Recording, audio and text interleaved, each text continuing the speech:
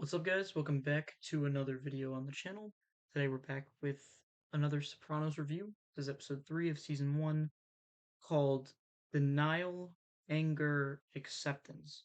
Now, the title is fitting because these are the steps that, moving in slightly, these are the steps that Tony Soprano sort of takes in the episode. Um, Obviously, like I've said before, my favorite parts of The Sopranos so far has been the therapy sessions. um, the idea of Tony starting to come to terms with the type of person that he is, and sort of understanding that he can have complex human emotions as well as also run a mob is it's a concept that isn't, like, again, like this whole mental health concept is just not tackled in these mafia movies. I haven't watched a ton.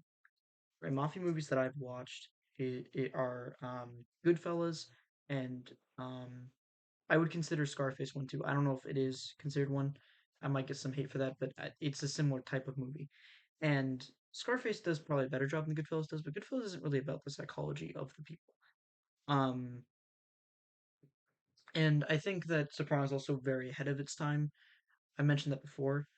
With it being 1990, the fact that it kind of is um sort of out of the way of the whole men's mental health sort of, it's not a trend, it's an awareness movement that is happening uh now in society. It's kind of before this. So he Tony's friend, Jackie, I want to say, has cancer. We knew this, I think, last episode. But now he's getting treated for it. And let me just say this: I'm not a kid who was I was not born in the '90s. I do not know what the cancer treatments were like in the '90s, but I know that right now they're not even that good. So I'm sure in the '90s it was even worse.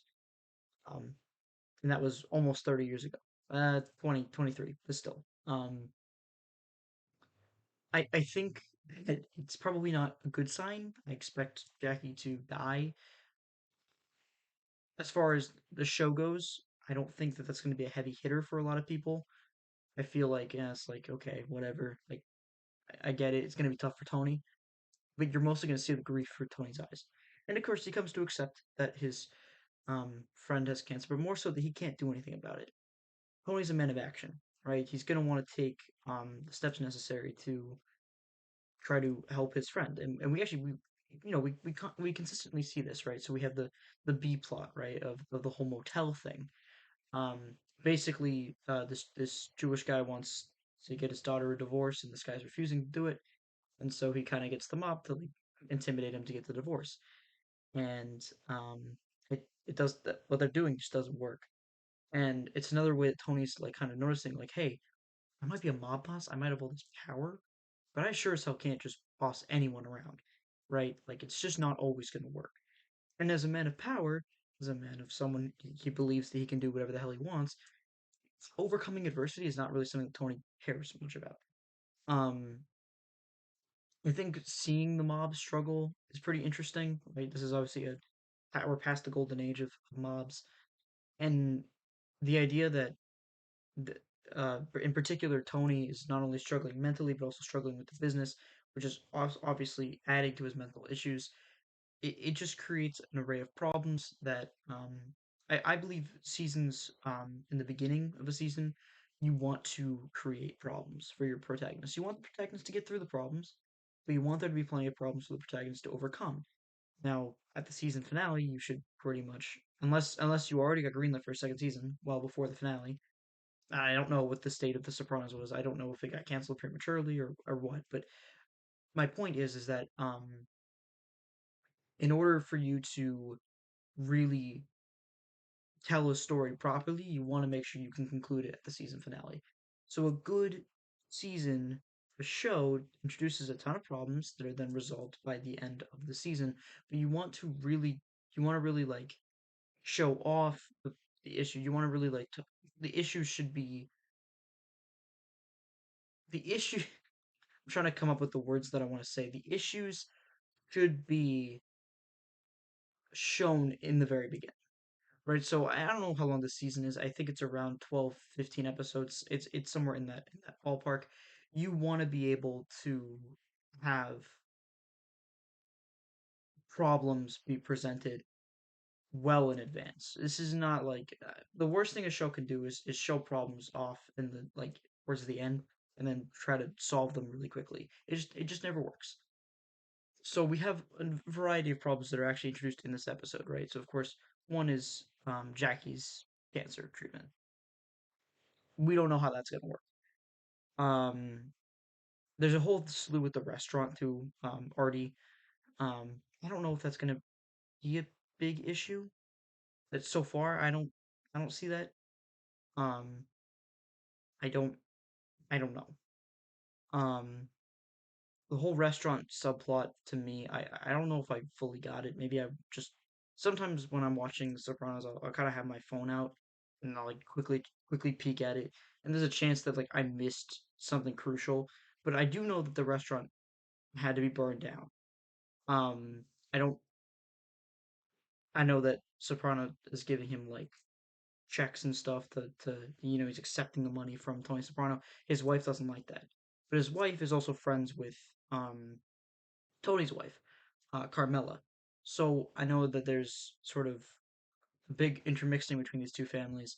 And again, the show does a little, you do a little bit more. I think what I'm more concerned with, rather than Artie's storyline, is what's going on with um Tony's nephew, and his name is Chris. I got it now. It's Christopher. Um, Chris is he starts this episode and he sort of ends this episode. So they start the episode off with like getting the truck from Conley. They get the truck back to Conley. The whole issue with the last episode, basically, to show that hey, we have a singular narrative that we're telling here. And I know for a fact that Brendan's a goner. Like just from the start of the episode, I could just tell that yeah, maybe it's not this episode, but by this season, this guy's gone. I didn't expect it to happen in this episode, but yes, Brendan is dead. Thank God. The show is already so much better for that. Because he was hitting on a minor like in the middle of the show, and he judging based on what I know about the characters, I would assume that the nephew is probably about 26, 27. I would also assume that his friend is around the same age. So a 26-year-old, we'll say he's 26. 26-year-old hitting on a 16-year-old is disgusting. That should not happen. I don't really care what year this was written in. 1999, that was not acceptable. There's no way that was acceptable. So I'm happy that he's gone. His character is also really, really, really, really annoying. So Brendan's dead. This episode automatically has to get a huge cut for that. But also the fact that there's like nuance to Chris's decision to give his what would be his cousin to give his cousin cocaine is just crazy to me. Um, like the idea of being like, well, technically she could get something laced if she goes somewhere else, so we should probably just give her the safe cocaine. That's crazy to me. That's absolutely wild. However, you kind of get walked through it and you're like, well, I guess it kind of makes sense. But he's like, no, no, no, wait. And then of course he gets interrogated by Junior's men at the end of the episode because he learns about the comic truck incident, and he spills. And I don't know if they realized what he was talking about because they just intimidate him, and they didn't know that that was an issue. But I'm wondering if that's going to play into next episode because now they know, and Tony's going to get really pissed off at his nephew and probably will try to get him whacked. Um, personally, I like Chris. I think Chris is kind of morally ambiguous, but I think he's a really good character. I also want to say that the therapy scenes, once again, were excellent. They're always going to be 10 out of 10. I just love what they're doing with Tony. All in all, I have to give this episode probably a 9. I was well satisfied the whole time. I don't have a ton of issues. The main point I want to take away from maybe giving it a point off is just that like the show focuses on a couple of things I don't care about. Like the whole motel thing, I get why they do it. The show that they do mob stuff, but it's like I just don't. It's not that I don't care because I get it. I get why they're doing it, but I'm just like it is by far probably the most uninteresting part of the show. The actual mob stuff is the most uninteresting part of the show. That's my opinion. I hope you guys all did enjoy. If you did, make sure to leave a like, comment down below other things you want me to review on the channel. I'll definitely I put them in a list and I just randomize. I literally just take a button and I randomize it, and that's the what I choose to review. So trust me, your comment has if you've commented something your comment has been seen, I've put it on the list and I will be reviewing it at some point. I want to thank you all for the support as always. Our last Sopranos video did amazing. You guys are the best fans in the world. I love you all. Make sure to subscribe if you're new, and you might want to post notifications because I post kind of randomly. That's my bad. That's just kind of the way I do things. Uh, yeah. Peace out, guys.